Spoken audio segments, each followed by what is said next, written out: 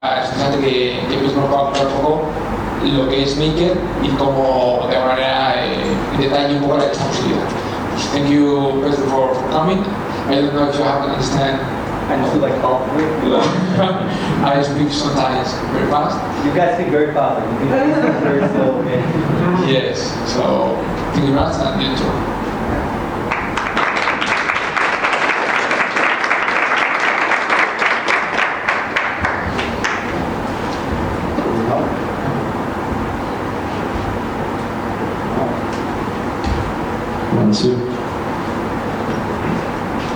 So, hello guys.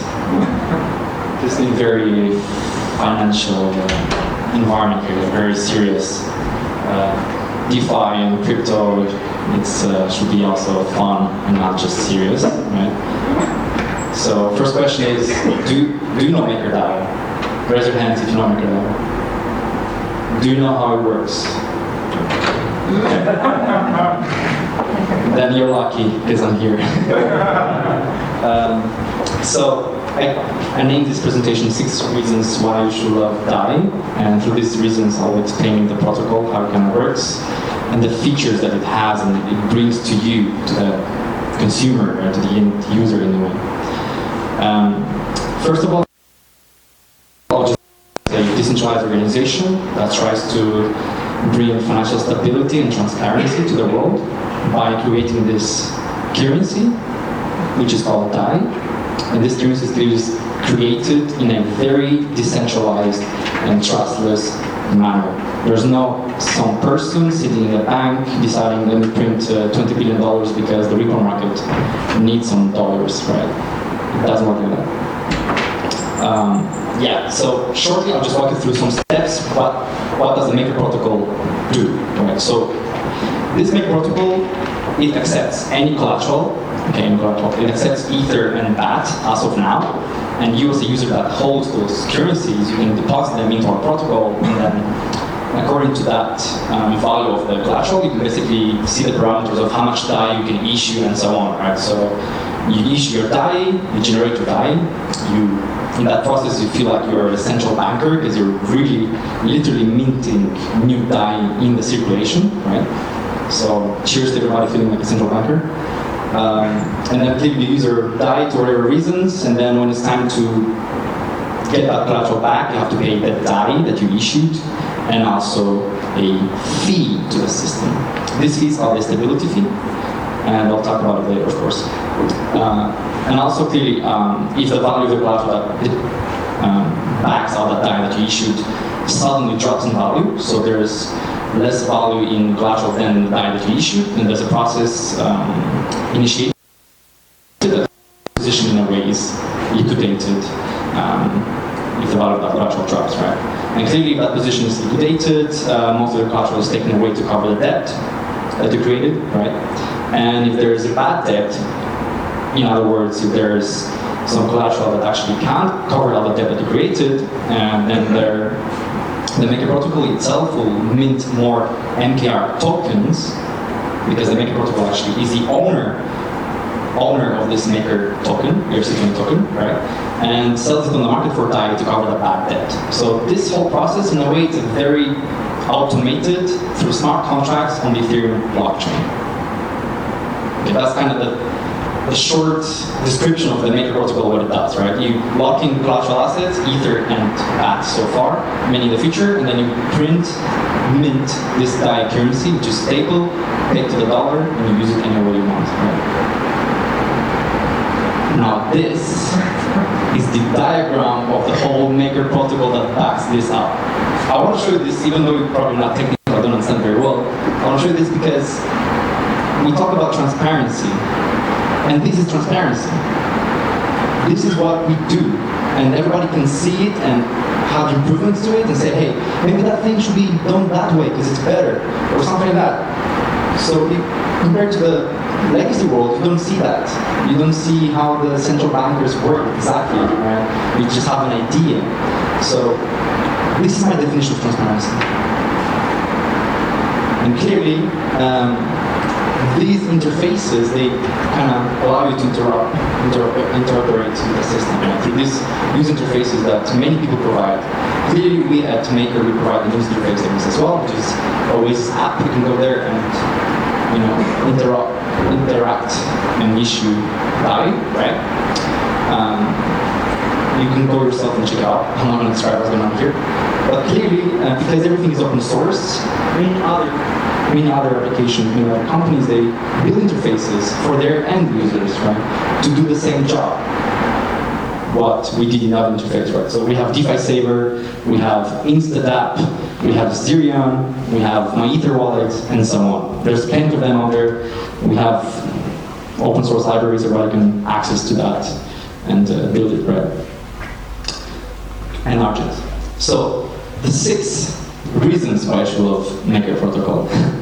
So clearly the first one is a better form of money, the DAI, right? Second one is decentralized credit facility for secure lending, more efficient central bank, a decentralized insurance company. I think that is a bit fresh for you. And clearly the infrastructure is creating kind of derivatives, and DAI, the low risk bearing asset, the DSR, through the DAI savings rate. So let's go through the first. So we're back at ground zero. We try to create currencies that promise the peer-to-peer cash, like give us this idea to have this decentralized world currency that people can use everywhere and pay for it and be stable in value and exchange everywhere, right? Clearly we have Bitcoin. Bitcoin done an amazing job. We say thank you to Bitcoin all the time. But there's a flaw in this all other cryptocurrencies, and that flaw is the stability in their price. They're valuable, yes, but they're not stable, so you cannot use them actually for going to the shop and buying okay, you can use them, but it's not beneficial because the value will increase or decrease, right? So the people who use it, they're wary of it, right? And there's a big reason why the Bitcoin value will not probably stabilize in the future as well. And that's because of the value stability trade-off. For things to be valuable, they have to be scarce, which Bitcoin is, right? But stable, that's a hard question. And clearly, we have Euro, which is stable, but is issued by a central authority, the central bank, and that usually doesn't go well, as you might know. So now we enter DAI, which is a currency created through credit. And we at MakerDAO, we argue that credit is the best form of money, because credit actually functions in the real world. The definition is just, it's centralized, right? It's backed by the Fed, banks, and so on. So it has its flaws. And we at Maker Protocol, at Maker, we try to improve those flaws. Make the system, the credit system better in a way, right, through the Maker protocol. And clearly, as another fiat currency out there, its supply is dynamic, it changes according to demand and supply, right? If there's more need to have DAI in circulation, you don't go and press a button and print it more, no. You have to actually bring real world value into the system through different crypto assets, right? So you know about this movement of tokenize everything. Security tokens, you name it, right? So our idea is to have those different tokens actually put into our system to provide the ability to print DAI when you want, right? So that's how it kind of works. So next is a decentralized credit facility for secure lending. So now I'll go into detail how DAI involved position is created, right? So every loan that is created in the Maker protocol, it has to be backed by some asset that's actually more valuable than the loan itself. And on that, we have a collateralization ratio to that, right? So we call it, it's loan to value ratio or collateralization ratio, right? So that always has to be above 100%. So any asset that you have in the system, and depending how much DAI you issue from it, that asset always has to be more valuable than the currency itself. Clearly, there's reasons why, right? And we chose to pick the DAI in the world.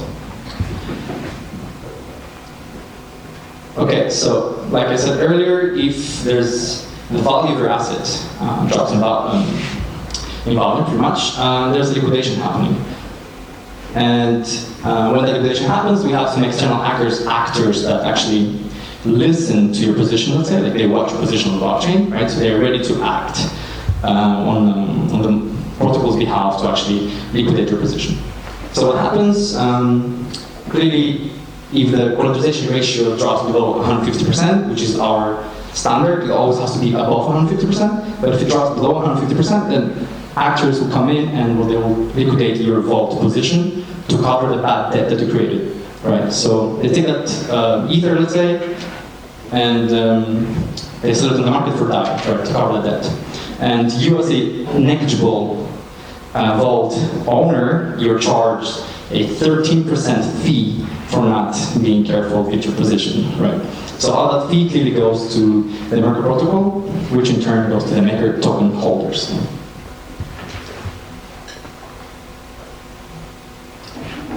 So we also think of Maker as decentralized credit facility for secured lending, right?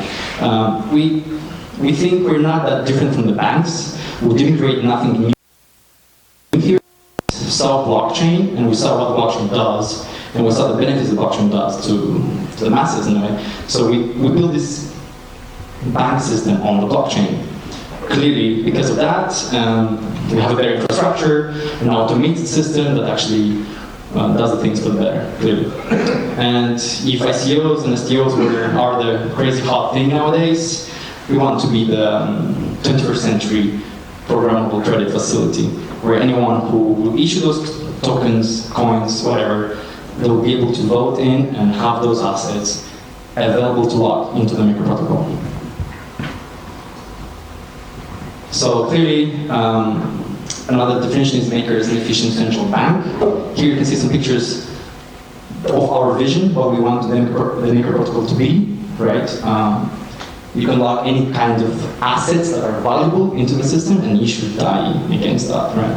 And our idea is clearly, because the way we build this, we right away eliminate the intermediaries. So if you look at the current world, we have central banks, then we have commercial banks, right? So the relationship between central and commercial, it's great. Central bank gives 0 interest to the commercials. The commercials charge you 15%, right? Or how does that work? It's not fair. So we clearly cut right away that intermediary. So the commercial banks, they're not happy with us, but we always open to cooperation and work together. And clearly, the Maker token holders, they have an important role into this process. I'll talk about it later as well. This is a chart updated from yesterday. So today we passed the metric of having 100 million DAI in circulation. And that DAI is backed by $300 million worth of collateral. Clearly 99% is ETH and 0.7% is BAT, the basic attention token, right? But this is an example of some live data from the system. Regarding the collateralization ratio, you see that we have 100 million, we have $300 million worth of collateral. We recommend it to be always around 300%, never below, because clearly the assets are very volatile in that sense. So we will not want to be liquidated. So another, I think this is the coolest one. We think of MakerDAO as well as a decentralized insurance company, mostly because clearly the protocol allows you to issue DAI, right, to lock in these assets, but the most important factor there is the Maker token holders. Because in a way, they're the, let's say, governors, shareholders, let's say, they have an ability to vote on the decisions of the protocol. And what decisions do they make, actually? They can vote on what assets can be added to the system. They can vote on the fees that are paid to the system. So the fees are stability fee now, and the DSR, DAI savings rate, right? And vote on any other additional improvements to the protocol that there might be, right? So in a way, Maker token holders, they're very important. But in addition to this, they also act as insurers against bad debt in the system. So in case there's a flash crash and majority of the debt created cannot be backed by the collateral, right? The Maker protocol in itself will mint more Maker tokens and sell them on the market to cover the bad debt. So in a way, the Maker token holders, they clearly benefit by acting very diligently on the assets they have and make sure that those assets, they will not ever bring a black swan event, let's say, right? Because in that case, the value of the Maker token itself will go down because inflation and so on. So in that sense, Maker token holders are an insurance provider to the Maker protocol, right? To try to keep the DAI value stable. So I like this picture a lot. It kind of showcases what we're talking about here. And another cool feature of the Maker protocol is actually the ability to create a trustless derivatives factory. So I explained to you the way you issue DAI usually is you lock in some assets, right? And then you issue DAI against that, and you put the price feed of the currency to some asset to exchange to the dollar, right? Now, if you reverse this process differently and you actually deposit DAI into the system, then you direct that price feed to let's say, a stock, Tesla stock, for example. You create synthetic assets. So you, as a user who doesn't need to have a passport, any identification, with just an internet, smartphone, and some crypto, you can get exposure to NASDAQ, for example, right, or any other asset you might be interested in. So I think it's a feature that will be added very soon to the protocol as well. So finally, the moment we've been waiting for, the DAI savings rate. The DAI savings rate comes from the stability fee paid to the Maker protocol, right? When vault owners they open positions to issue DAI, they pay a fee to the system, right? And part of that fee now is directed towards DAI savings rate. Now, let me tell you why we issued DAI savings rate in the first place. Well, before we had single collateral DAI, and there, in order to control the monetary policy of that currency, the supply in the market, right, to control the peg price, because it's independent, so depending on the market, the price of the DAI might drop below $1, so, or above, right? So to control that, we only had one tool, and that was the stability fee. So imagine driving a car with only a leg and a hand, right? I mean, you kind of can, but it's hard, right? So with that regard, we had to create another leverage tool to actually manipulate the market, not manipulate, but incentivize the market better in a way, right? Through the DAI savings rate. So DAI savings rate, in a way, is just a product of monetary policy. Right? We try to policy the supply of the currency is always stable. The stability of the DAI for us is the most important thing. We don't care about the supply, clearly we kind of care about the collateral, but what we're selling here in a way is a stable coin, which is always stable.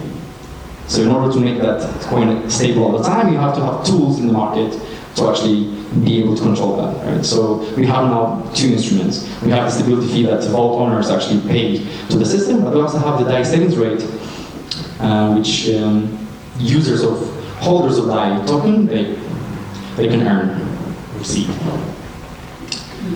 And another cool feature of the DAI savings rate is that compared to other lending markets, there's no bank run or liquidity risk.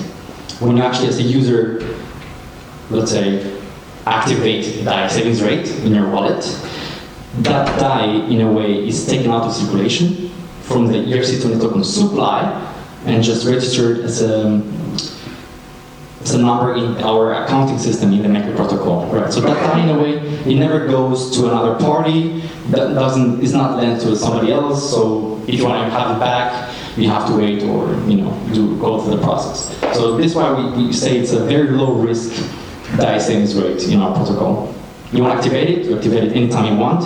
You want to have it back, you can have it back anytime you want. You control it. So, yeah, like I said, it's just another tool for monetary policy. That's the SR in a way, it's just the end product of this, right? Now, let's go a bit as an example, for example. Let's start with number one. Any user who has DAI in their token, in their wallet, right, they can easily transfer the DAI to the DAI savings rate through an application, through a decentralized app, like Oasis app, or DeFi Saver, or Insta app, anywhere you want to go. You go there, you deposit your DAI, the DAI is locked up in the contract, and it starts accumulating interest.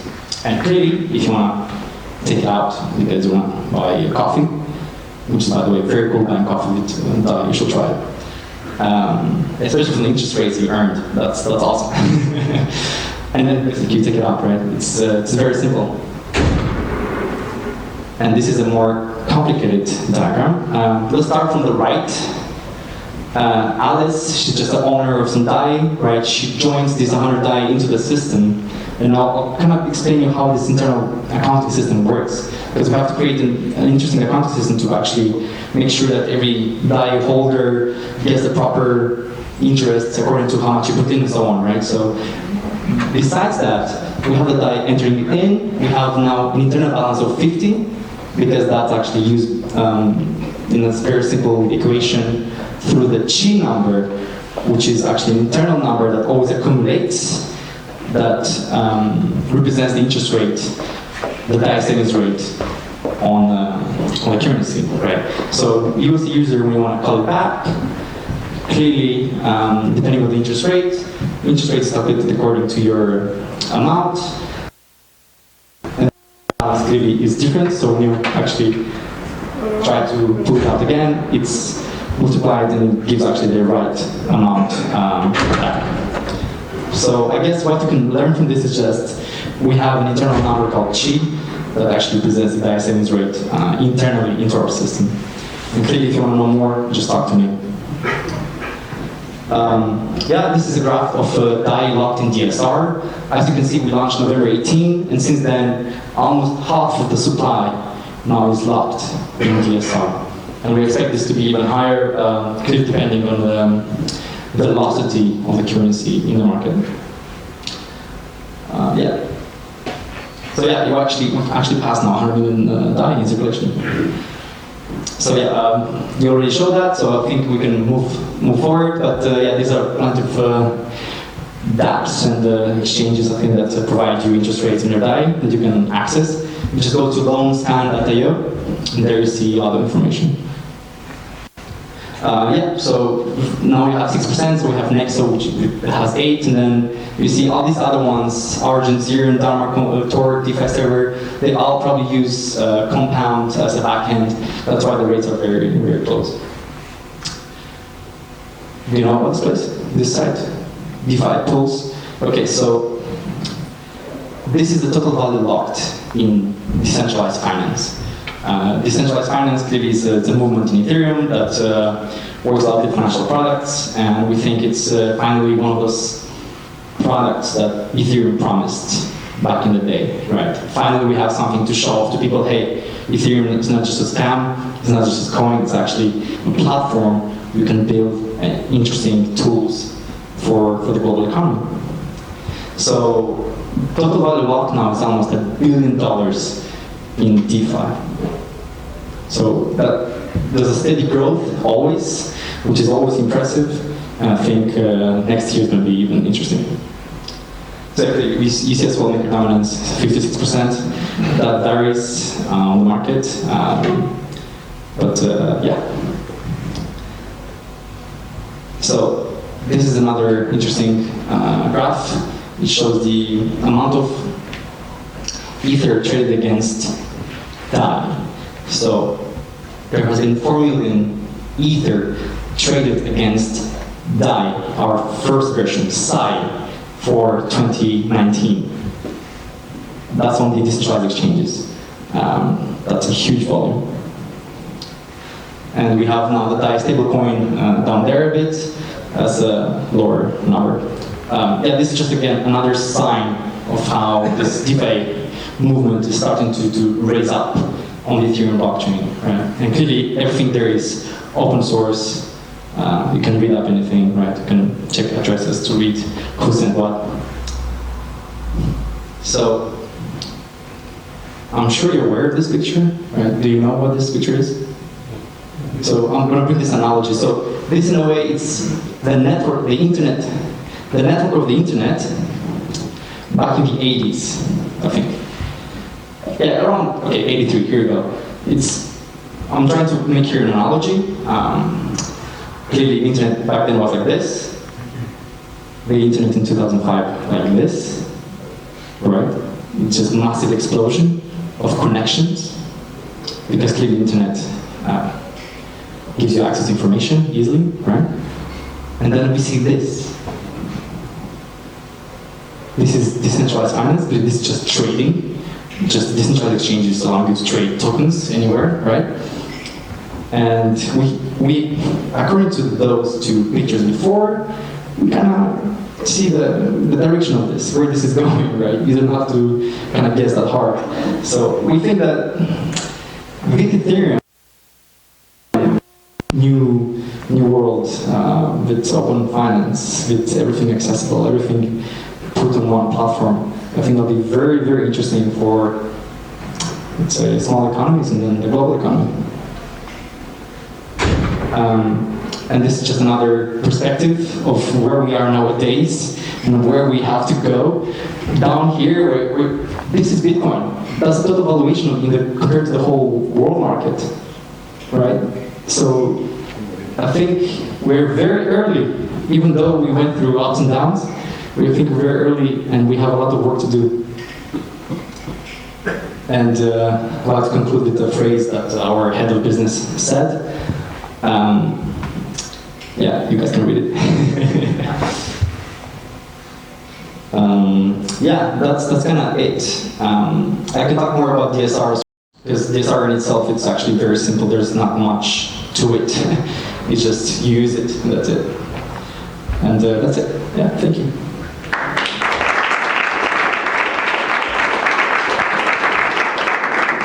Any question? Do you have any? One of there are projects that have integrated the DAI in the platform, so we can ask they have some. I think they have, no? They have really had integrated right now DAI, no? Do you have any comment about?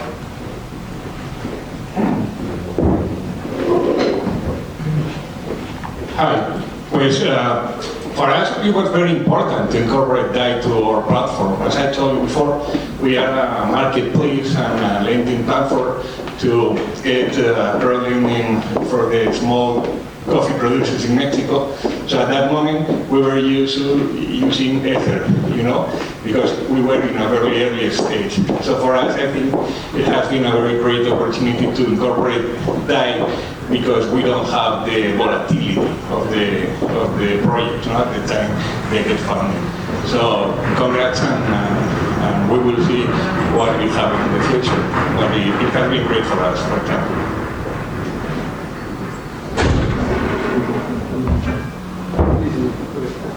You have this one.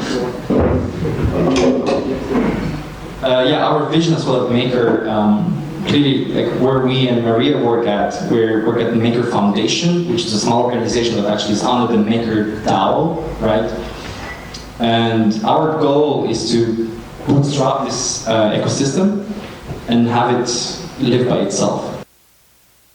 And we're very happy to hear that different partners integrate DAI without us realizing they do that. That's our goal here. We just want to create a very powerful credit system that everybody can use, and then they can use the DAI out of that. I think that's perfect. Okay, I have some question about that. What do you think depends the leasing rate? The 6% right now, that is right now the rate. What do you think will depend the price in the long term? What are the main factors that see that? affect? I think everything that affects the interest rate is the stability of DAI. That's how the maker governors, maker token holders, vote on this stability fees, DAI savings rate. We don't just vote on it because, oh, we want a higher rate. No. We voted on mostly looking if the market makes the DAI currency stable. Right? If the stability is low, if the value is below the dollar, right, you probably decrease the rates so people can mint more DAI in the market. Actually, it's reversed anyway. So it's always about those two levers, right? Or if the price of DAI it's up, right, you increase the stability fee, or if it's low, you decrease it. So the supply should always be kind of always used in the market. If it's not, then the stability breaks. Hence, that's why we have DAI savings rate, because it allows to, even though create this DAI in the market, but then you lock it out of the circulation, and that actually gives you interest on the DAI, right? So it's just a monetary policy tool. That's how we derive the interest rates in Maker protocol. And what are the next developments that you are right now working on? So after this great really change or the great update of the protocol, what are the next steps or what you are thinking about? Are you thinking about, I think, the multi-collateral, no, it's one of the main, rather like an experiment, no, I understand, because you have only reached 3% of the collateral in VAT. So in order to, first of all, what are you thinking about the next collaterals and about the next development that you are right now working on? Internally, what we're working on is a framework to allow individuals to apply to add different collateral types. So any collateral, any currency or crypto asset out there, security tokens out there, they would like to apply to become a collateral asset into the system, right? So now we're working in a very good framework on how to do that to allow everybody, because we say it's decentralized, but there still has to be someone figuring things out how to make this possible. Clearly, our next steps is to make DAI supply to $1 billion. That's our goal right now. And clearly working with the different collateral types providers as well closely and creating frameworks on how to make that transition very easily. We also want to focus a lot on the real world. Clearly we have crypto, Bitcoin, all these other cryptocurrencies. They're great, but they're just in the crypto bubble. We need to bring the real world into this economy in order to actually have somebody look at us and think, okay, these guys are for real. They're not just playing with their toy money, right? So with that, we also closely work with different framework providers and have them actually added to our system, right? That's. So you are looking for probably here to people that can really provide collateral that can apply to your process of including this collateral to the platform. That's one thing that in Spain we can really look for. No? Yeah. Okay. Do you have any question? First, yeah. Just one question, Pedro. Hi, just one question. You were talking about the flash crash and the impact of collaterals, and you have to go to the market to sell Maker, but correlation Maker against Bitcoin or against stablecoins is like 70%. So at the end, there is no way to manage a flash crash. And what's the solution you have for that? Well, yeah. Because the collateral is increased.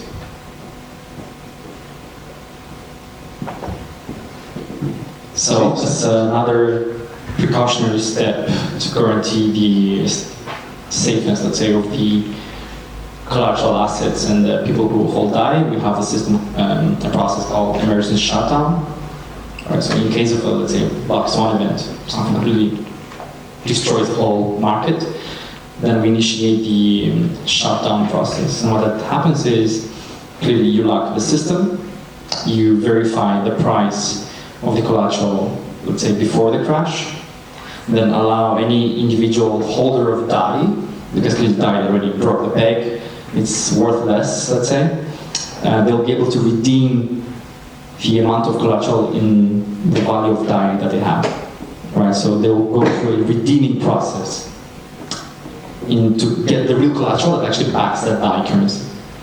Right? And clearly the vault owners, the vault creators, they claim their excess collateral that they had in the vault, and the DAI that they lost and don't have them more in their wallet, they just don't have it, right? But we have this claiming process and redeeming process when the emergency shutdown is activated into the system. As I understand, you have different collaterals, probably other collaterals will be not so correlated to this. Yes, exactly, and that actually will make the system more stable, because clearly we're very dependent right now on Ether, right? That's not cool. Like, we want to be very resilient, and to be resilient, you have to add uncorrelated assets. Like, we love to have gold in there, right? Or some Apple stock, or Tesla stock, or you name it. Or actually, I like this very cool, interesting project in Ethereum. It's called Real T. I don't know if you heard. Yes. So it's a real estate company that they want to fractionalize homes, right? Tokenize them, and then literally you receive rent on that token that you own, right? So it democratizes investment in real estate for people who can't actually afford it. It's very cool. But in some way, if you add gold as a collateral, you are not fully decentralized in a way, or can be So confiscated. I can dive a bit deeper. Some way, no? You lose this kind of confiscate and confiscate. Clearly. So many people confuse that with security tokens who are very kind of centralized with our system, or if you add security tokens, then it's not centralized anymore. Right? Our core protocol, it's trustless, it's decentralized at its core.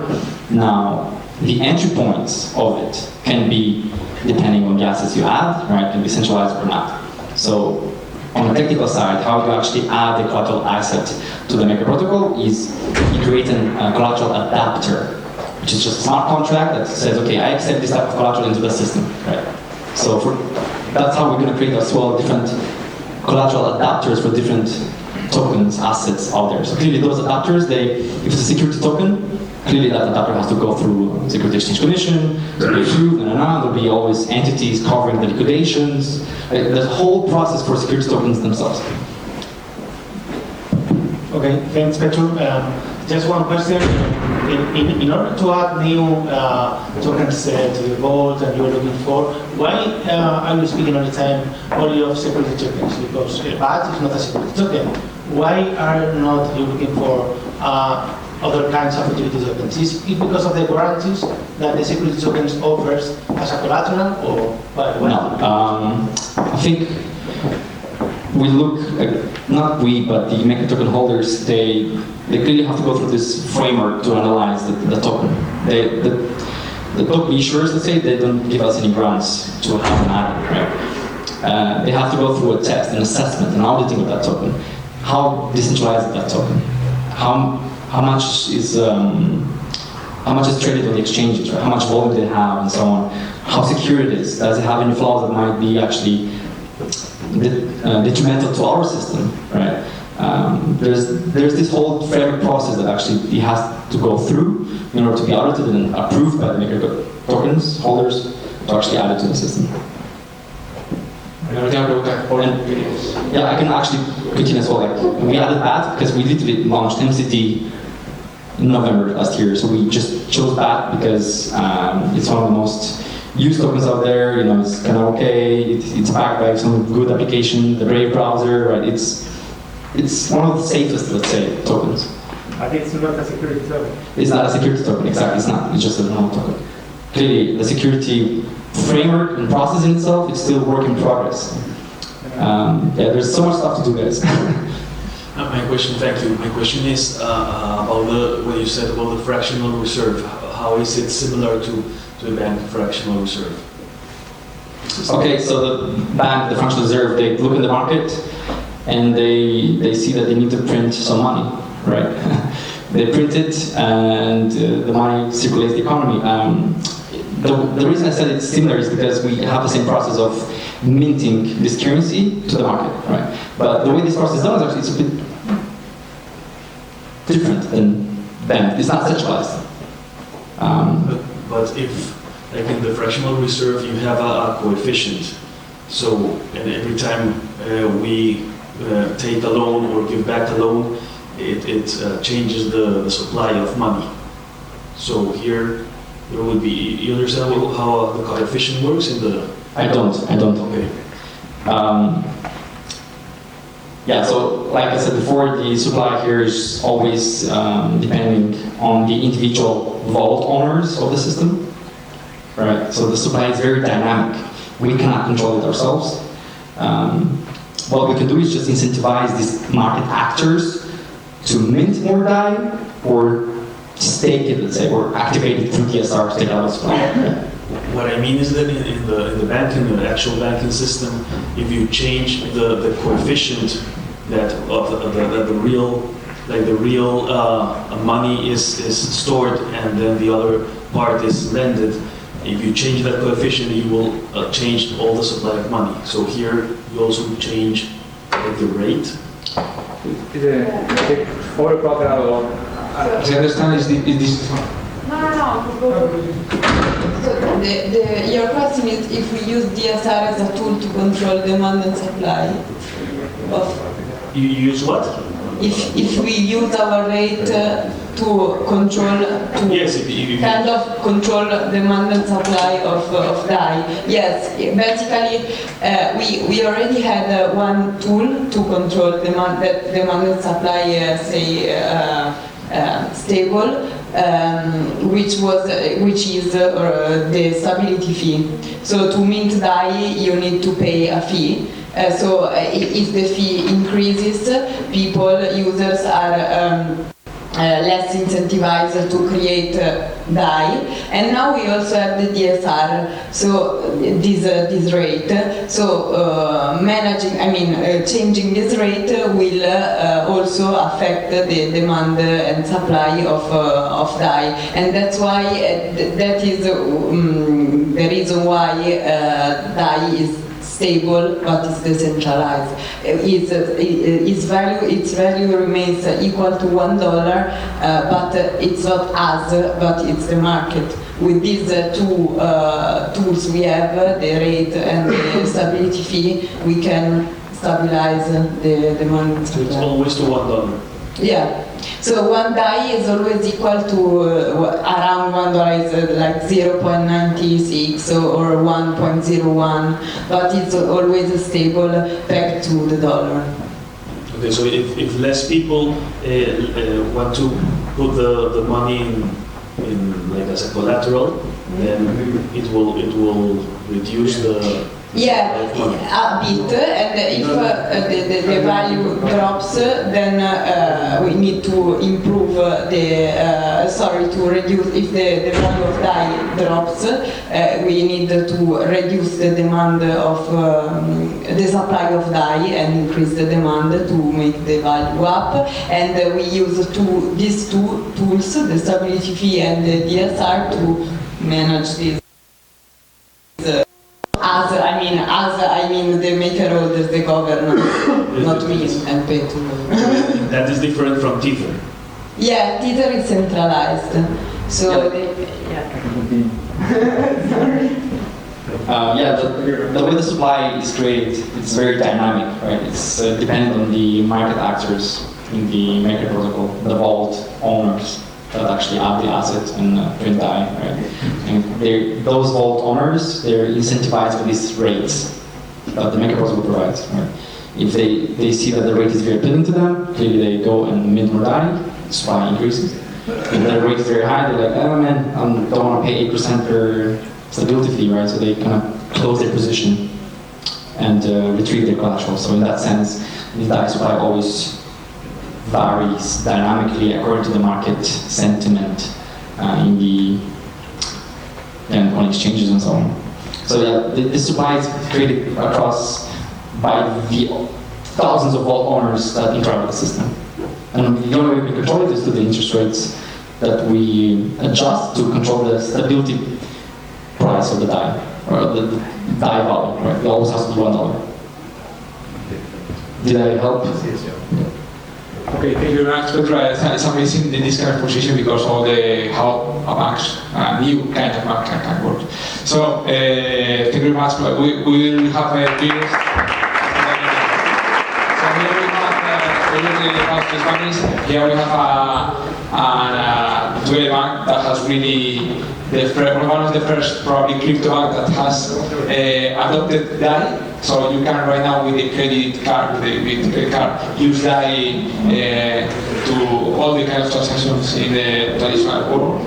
And probably in the next days or weeks, we implement the DSR. So you will have a credit card that will really return you at 6%. So that for me is a clear application. So thanks for coming, and is the president of the 2gether bank. Muchas gracias, Jesús. Bueno, me habéis visto de persona mayor porque efectivamente ya lo soy, ¿no? Con lo cual he vivido la banca antigua y estoy conociendo la banca nueva, ¿no? No soy tan mayor como haber vivido en reales, pero sí he vivido en pesetas, y he vivido en el duro y en la peseta y en todas las monedas activas, ¿no? Y como persona mayor, pues utilizaba la banca, tenía mis pesetas en el banco y utilizaba las tarjetas o sacaba dinero con las libretas donde te apuntaban, y cuando quería un préstamo iba al banco, le daba mis nóminas, mis no sé cuántos, y me prestaba la hipoteca, y cuando quería invertir, pues invertía, ¿no? Y he utilizado como persona mayor, he utilizado la banca antigua y he sido trader en la banca antigua, ¿no? Y he sido trader de divisa, he sido trader de volatilidad y he sido trader también de tipo de interés, ¿no? Y la desgracia de los traders era no tener para cambiar ¿cómo cambio?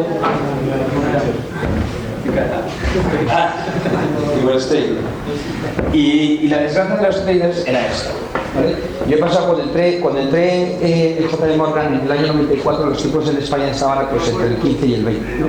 Y ganamos muchísimo dinero, porque pasamos de 15% al 3% que cuando entramos en el euro, ¿no? Pero luego siguió bajando en Europa, en el Banco de Inglaterra, en Japón ha estado siempre, desde que lo conozco, ha estado siempre con los tipos deprimidos, ¿no? Y en realidad en todo el mundo, ¿vale? Los tipos de interés en la banca están así. ¿Por qué están así?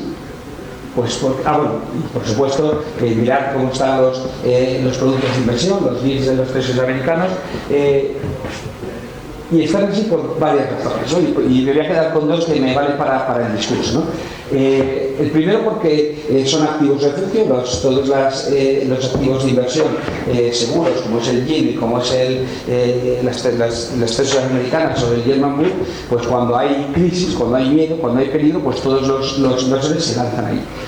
Cuando yo estaba en el año 2012, en plena crisis del euro, era sorprendente cómo los inversores se ponían a comprar bonds con tipos negativos. Es decir, que metías dinero y te iban a dar menos dinero, pero preferían por la seguridad que daba estos activos. De repente te sale un activo nuevo como es el Bitcoin, que se empieza a concebir como un activo de inversión, como un activo refugio, ¿vale? Que es tremendamente importante. Es una de las razones por las que veis aquí lo que pasó en el Treasury Yield, ¿no? Que evidentemente se desploma con la reciente crisis que hubo entre Estados Unidos y China, ¿no? Se desploma porque los inversores con dinero se lanzan a las tres, o sea, al seguro americano, pero con tipos deprimidos. Pero es que también se lanzan al Bitcoin, ¿vale? Es decir, que de repente tienes una banca antigua y empieza a aparecer una banca nueva, ¿no? ¿Y por qué monté el 2gether? Pues precisamente por esto. Porque tenías una banca antigua donde tenías resuelto la liquidez, tenías resuelta los tipos de interés, los préstamos y demás, y no tenías una banca nueva que te resolviese todos los productos que estaban surgiendo, ¿no? Sobre todo porque la segunda razón es esta, porque esa banca antigua estaba dando salida, ¿no? Estaba dando apoyo a una economía de consumo, a una economía lineal. Y como en el mundo desarrollado no somos consumidores naturales de nada, porque tengo chaquetas, tengo zapatos, tengo relojes, tengo coches, pues evidentemente como no necesito nada, si el banco no me da el dinero para comprarme el iPhone 75, me quedo con el iPhone 11, porque me funciona perfectamente, ¿no? Entonces, ¿qué ocurre? Pues que no soy consumidor natural, el banco no me da el dinero porque los tipos están al 0% y ya no le interesa dármelo, pues entonces esto se hunde todavía más, ¿no? Y en el mundo desarrollado, que es el que tenía que coger el testigo de esta banca y poder seguir creciendo y tener productos de inversión y poder tener productos que pueden ser interesantes, resulta que en el mundo subdesarrollado hay alternativa a la banca, con lo cual tampoco los tipos suben. Y por eso en los países peligrosos, por aquello de la volatilidad, pues los tipos sí están altos, están al 7%, al 5%, al 8%, ¿vale? Y de repente empezamos, me encuentro con una tecnología donde mucho más personalizadas y utilizadas para las personas, que además las crean las propias personas. Y empieza a surgir una banca completamente distinta, ¿vale? Una banca que está fuera de la banca, una banca que tiene liquidez, una banca que tiene productos de inversión, una banca que tiene además un aspecto importantísimo, que es la tokenización, una evolución del dinero. Y por eso han salido tantísimas monedas, porque ahí ya han arrancado los bancos centrales la capacidad de emitir dinero, ¿no? Y desde el momento en que tienes la capacidad de emitir dinero y puedes crear una banca, necesitas una banca nueva, un sistema financiero nuevo. Y eso es lo que hemos creado en 2gether. Un sistema donde hemos dividido la banca en tres, ¿no? La liquidez, el 80% de las cosas que hacemos todos, pagar, domiciliar, transferir, la inversión, ¿vale? La inversión, que es un mercado, es un marketplace donde aquí está el tipo de interés, pero que no lo creo yo, sino que lo crean fintechs, y ahí está el MakerDAO, que es donde meteremos productos aquí en el marketplace. Y luego la tokenización, que como veréis va a dar lugar a incluso productos completamente distintos y tremendamente imaginativos que están empezando también a surgir, ¿no? ¿Y por qué esto es tan importante?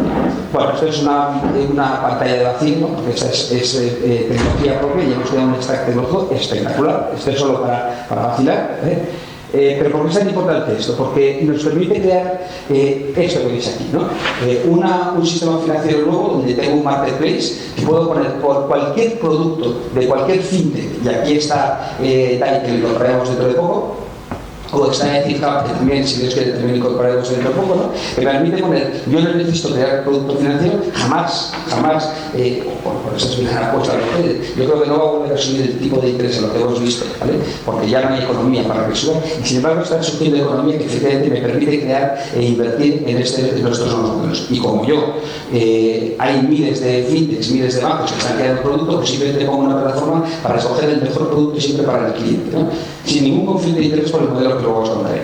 Entonces tenemos una app donde conectamos con un marketplace, y abajo tenemos la plataforma donde metemos todas las monedas nuevas que están surgiendo, todas las que hay, las que existían, las que hay y las que vendrán, ¿no? Y una de ellas, como veis, es DAI, ¿vale? ¿Por qué esto es tan importante? Pues porque precisamente, gracias a que tenemos DAI, tú ahora puedes utilizar DAI como si fuera una moneda normal. Acordaos que os he dicho que tenemos la liquidez, con lo cual puedes utilizar DAI como si fuesen euros. Tú te vas a un restaurante, pagas con la tarjeta de 2gether, llega mi centro autorizador, quieres pagar, la tienes configurada para pagar con DAI, yo le pago, le doy a Dios lo que es de Dios, es decir, al restaurante les doy euros, y al César le quito lo que es del César, le quito los DAIs, ¿vale? Absoluto tiempo real, con precios de mercado, porque vuelvo a decir, mi modelo no es comisión, porque le devuelvo todo al cliente, ¿no? Porque si meto cualquier modelo, cualquier producto que me da comisión, yo y me desintermedio, con lo cual decidimos todo para el cliente, ¿vale? Entonces me permite crear esto, me permite crear un marketplace donde puedo meter productos de inversión que, como veis aquí, fijaros los tipos que tenemos en DAI: 6%, 5,28, 6%, 1,20, 6,77, es decir, tipos impensables, tipos que cualquier inversor que tenga dinero los lleva buscando desde hace muchísimos años, que en la banca ya no los encuentra ni los encontrará. Y luego, sobre todo, con la importancia que tiene DAI, que es un sistema algorítmico, que luego veremos lo que significa, ¿vale? Donde es estable. Y digo estable, entre comillas, como están las comillas, porque ¿qué es estable? ¿El dólar es estable? En absoluto, el dólar no es estable, porque lo que es estable es la gasolina. Y si yo tengo un litro de gasolina, si de repente tengo $5 que me compran 5 litros de gasolina, pero la FED hace QE, lo que hace es que hunde el dólar, y de repente ya no son $5 para comprar 5 litros, sino que son $6 para comprar 5 litros. Por lo cual lo que es estable es la gasolina, son los tokens, o sea, los activos. Y por eso es tan importante la financiación, que luego veremos, ¿no? Con lo cual, insisto, tenemos un marketplace donde puedo meter productos de inversión con unos tipos de interés tremendamente atractivos. Tenemos un marketplace donde permite crear soluciones tremendamente imaginativas.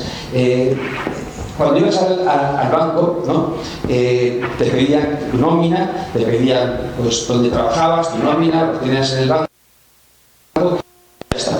Y te decían, vale, pues eres elegible, no eres elegible, y te dan el tipo te daban el préstamo. A lo mejor te habían despedido ayer, pero el banco ni se enteraba, te daba el préstamo, ¿no? Es decir, que el credit scoring que hacía, la valoración del riesgo que hacía, pues era cuanto menos de muy corto plazo, ¿no? Cuando va un cafetero en México, va a pedir dinero a un banco, le dices, uy, tú no estás bancarizado, no te voy a dar el dinero, lo te lo doy al 100%, o al 70% o al 80%. Con lo cual, ¿qué pasa? Pues no cumple su función principal, que es fomentar la economía. Porque esa es la función única y exclusiva y primigenia y original de los bancos, fomentar la economía.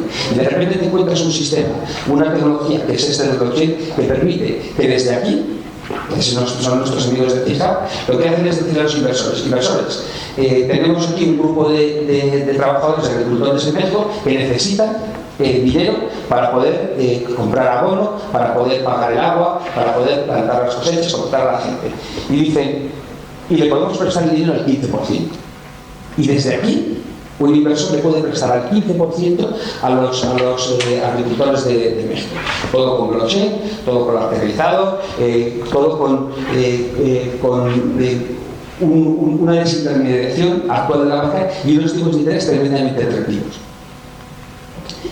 Y tenemos también los préstamos. Tienes préstamos colateralizados. Yo no tengo ningún duro, no estoy bancarizado, pero sin embargo tengo bitcoins o tengo ETHs. Entonces, gracias a esta tecnología, gracias a iniciativas como las de MakerDAO y como todas las que están surgiendo, también puedo adquirir préstamos. Es decir, que puedo crear una banca con todos los productos que tenía la banca antigua, pero necesito esa plataforma financiera, insisto, que para poder ponerlos, ¿no? Pero en realidad tengo todo, ¿no? Y tengo todo y más. ¿Por qué? Porque estos sistemas son descentralizados. ¿Y cuál es la importancia de los sistemas descentralizados? Primero, el price discovery. Los tipos de interés los ponen a concentrar y los ponen dentro a concentrar según su interés. Y es su interés porque no está haciendo la política económica de Europa, en la que cuando yo estaba en el estaba haciendo la política económica que necesitaba Alemania.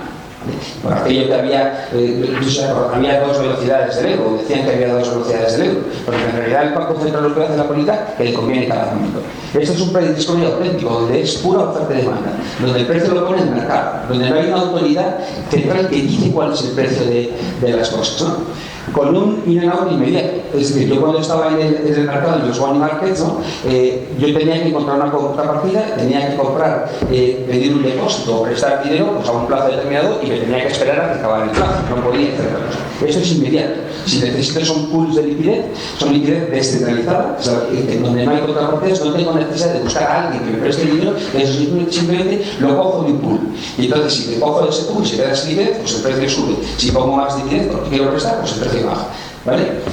Porque los pools son algorítmicos, es decir, no hay, como os decía antes, no hay una autoridad central que ponga precios, sino simplemente la oferta y la demanda y algoritmos absolutamente transparentes y auditables, ¿no? Son los que ponen el precio, ¿vale? Con lo cual, claro, si tenemos un nuevo mundo financiero que crea un auténtico mercado de dinero frente al market antiguo, pues evidentemente está clara cuál es la elección de la gente, ¿no? Se está dedicando muchísimo dinero a esta parte. ¿Qué es lo que falta? Evidentemente falta regulación, pero eso también se está arreglando, ¿vale? Porque ahora mismo acaba de salir hace poco la quinta directiva y estamos viendo cómo poco a poco los bancos centrales están entrando en este mundo y entrando desde el mundo regulado, ¿vale? Y luego ya la parte más diría más futurista o más imaginativa, es el mundo tokenizado en el proceso al que vamos, ¿vale?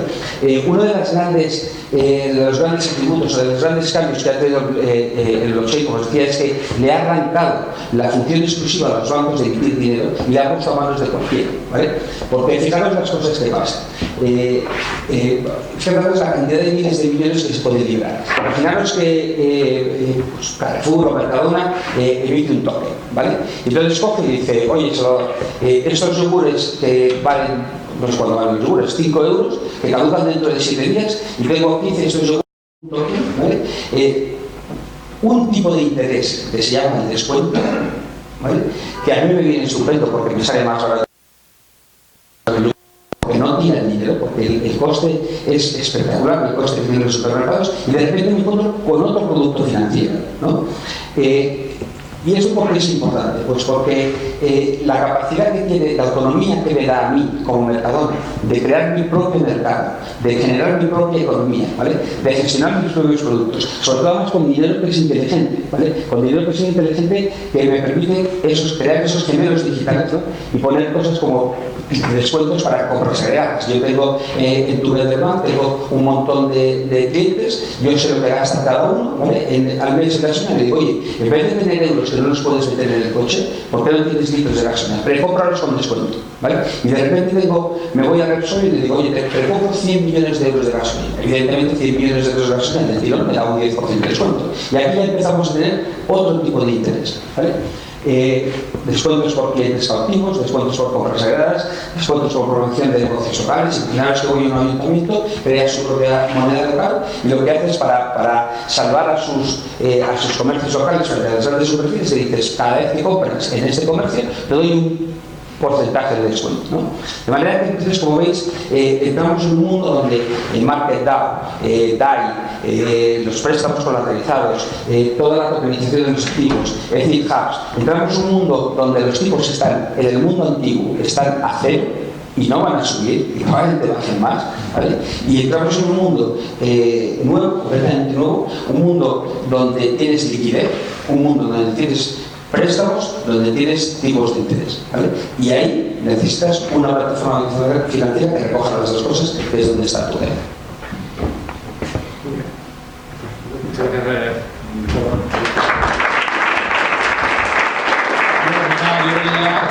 No sé si tenéis alguna duda para Salvador. Salvador, ¿tienes alguna duda? ¿Vamos a hacer directamente o...? Bueno, te lo pregunto. Salvador, yo es que, por eso necesito que me expliquéis. Yo veo que la descentralización es buena, pues como le permite a hub el poder hacer préstamos a México, por ejemplo, sin ningún intermediario, ¿no? Es decir, está muy bien para eliminar intermediarios. Además, generas automatización, puedes automatizar, pero la cripto, por ejemplo, MakerDAO no, pero DAI, sigue estando expuesta a las decisiones que tome la Fed, porque tiene una paridad contra una moneda que sí está expuesta contra esas decisiones, y que además el hecho de que tú tokenices un activo real, lo único que va a hacer es darle un derivado subyacente que sí que tiene una paridad contra una moneda financiera, que es el dólar. Entonces, quiero intentar entender realmente desde un punto de vista financiero por qué es tan beneficioso esto, salvo quitando de lado que rompe barreras la movilidad del dinero, que eso es interesante. O sea, hay una cosa realmente importante, y por eso hemos construido el 2gether. El mundo financiero no va a desaparecer. Y no va a desaparecer todavía por una sencilla razón. Porque ninguna moneda, actualmente, ninguna criptomoneda, ¿vale? Es una unidad de poder. ¿Qué quiere decir? No sabéis, por haber oído ya os habrán dicho miles de veces lo que son las funciones de dinero, tienen tres, ¿vale? No voy a hablar de repetidas, pero hay una especial que es la unidad de poder. Es decir, si yo te digo cuánto vale esa silla en euros, más o menos me lo dices. Si te digo cuánto vale un móvil en euros, más o menos me lo dices. Si te digo cuánto vale la camisa de Jesús en euros, más o menos me lo dices, ¿vale? Si te digo cuánto vale esto en DAIs, bueno, también porque se trata de... Si te digo cuánto vale en Ripple, o cuánto vale en Bitcoin, o cuánto vale en Ether, cuánto vale en EOS, pues ya es un poquito más difícil. Cuando hablamos de tokenización, ¿vale? Si yo tengo litros de gasolina o tengo electricidad, ¿vale? Si yo no tengo una referencia común para que te pueda cambiar la electricidad que a ti te falta, te pueda dar por la gasolina que a mí me sobra, ¿vale? Si no tengo un punto de referencia común, jamás podré darte gasolina por electricidad, ¿vale? El hecho de crear este nuevo mundo, ¿vale? La parte importante de la descentralización, ¿vale? O la parte importante de las criptomonedas no es solo la capacidad de que tú puedas crear monedas, es el modelo que traen por debajo, ¿vale? Que es el modelo de incentivos, que es lo que permite los modelos colaborativos, que es el modelo que nos integra en tu red, ¿vale? Que es como se están construyendo muchos de los productos de hoy en día. ¿Qué quiere decir el modelo de incentivos? El modelo de incentivos está en sentido como que ayúdame a hacer lo que quiero hacer, ¿vale? Y mis beneficios los reparto contigo, ¿vale? Eso no lo puede hacer el sistema financiero actual. Nosotros en 2gether devolvemos todo al usuario, absolutamente todo al usuario, ¿vale?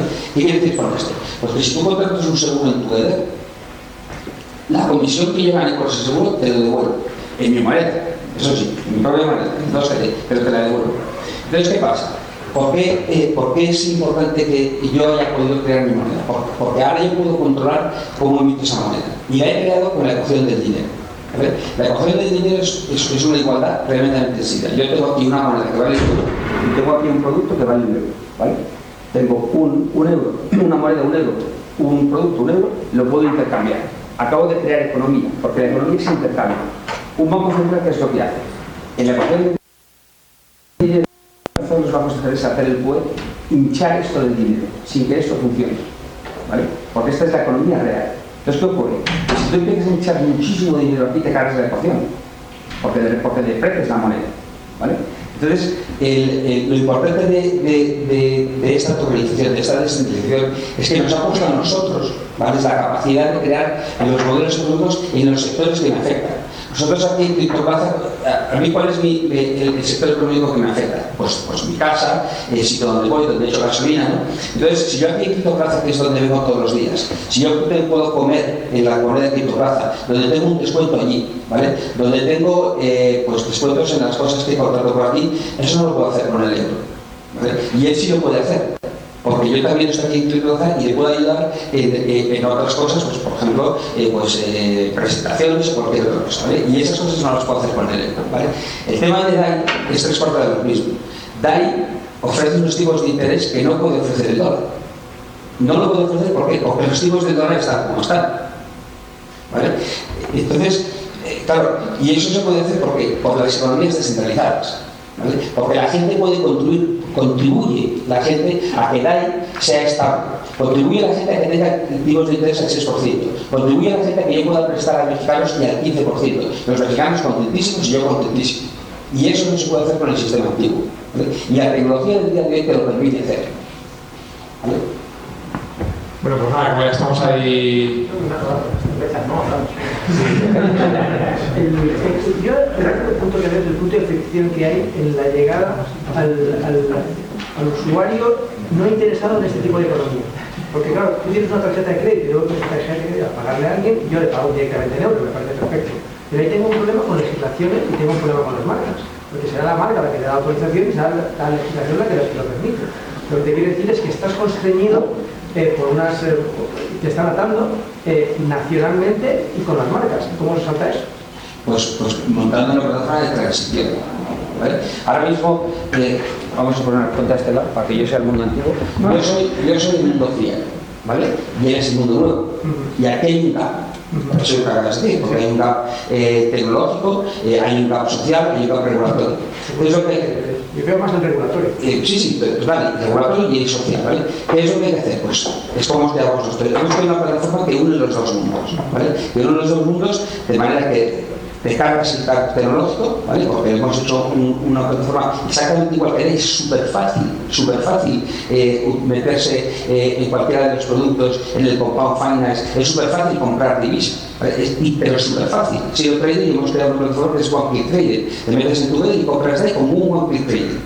One click, ¿vale? Es súper fácil pagar con tu web, porque además he creado una tarjeta, ¿vale?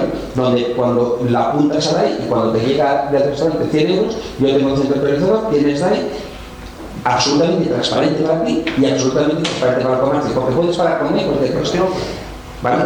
Y luego, por el otro lado, el tema regulatorio, ¿vale? Nosotros desde el principio, ¿vale? Como yo soy viejo, ¿vale? Y siempre he estado sometido a la regulación, porque estaba en el sector financiero, lo primero que hicimos fue un tema de know your customer, ¿vale? Tenemos un sistema de AML espectacular en euros y espectacular en cripto. Y como en cripto no había, ¿sabes lo que hicimos? Copiar también en euros. Y lo copiamos. Entonces, hemos creado esa plataforma de transición que nos lleva de un mundo a otro sin cometer la barbaridad de pegar un salto y meterme en este, porque entonces es cuando tengo problemas con la regulación o tengo problemas con la sociedad. ¿Y entre países? No sé si queréis, vamos a hacer otra sesión ya que comentamos todos y nada, muchas gracias por la asistencia. A saber si voy a inspirarnos mucho con estas cosas y nada, pues estéis invitados aquí a las cervezas.